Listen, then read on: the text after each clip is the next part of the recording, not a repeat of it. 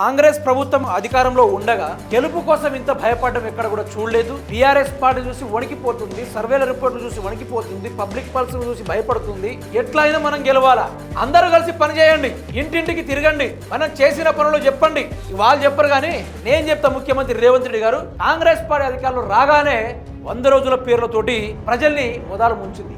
రుణమాఫీ పేరుతోటి ప్రజలని ఎర్రోలం చేసింది. రైతు బంధు పేరుతోటి సంక్రాంతి, దసరా, ఆగస్టు 15 అనుకుంటూ ప్రజలకు నిజంగా ఆశలు అడియాశలు కూడా చేయడం జరిగింది. జియో 46 అనే పేరుతోటి విద్యార్థుల కడుపు కొట్టిండు.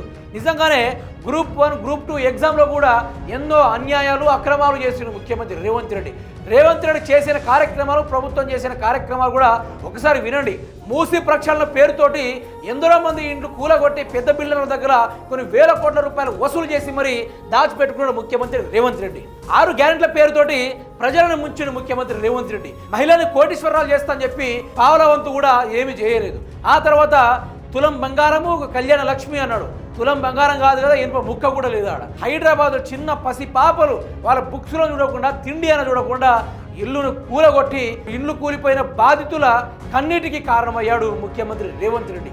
ఆయన హవాలాలు, డ్రగ్స్లు విచ్చలవిడిగా రాష్ట్రంలో ఇష్టానుసారంగా చంపుకోవడాలు, రాష్ట్రంలో గాడి తప్పిన ల్యాండ్ అండ్ ఆర్డర్, రాష్ట్రంలో ఏం చేయాలని కూడా ఈరోజు విచ్చలవిడిగా పర్మిషన్ ఇచ్చేసిండు ముఖ్యమంత్రి రేవంత్ రెడ్డి. తాగాలే, ఊగాలే, సావాలే అనే పేరుతోటి ఎన్నో వైన్స్ టెండర్లు పెట్టడం కూడా జరిగింది. ఈరోజు రోడ్లు సరిగా బాగోలేక ఎన్నో యాక్సిడెంట్లు జరిగినా కూడా స్పందించడం లేదు ముఖ్యమంత్రి రేవంత్ రెడ్డి.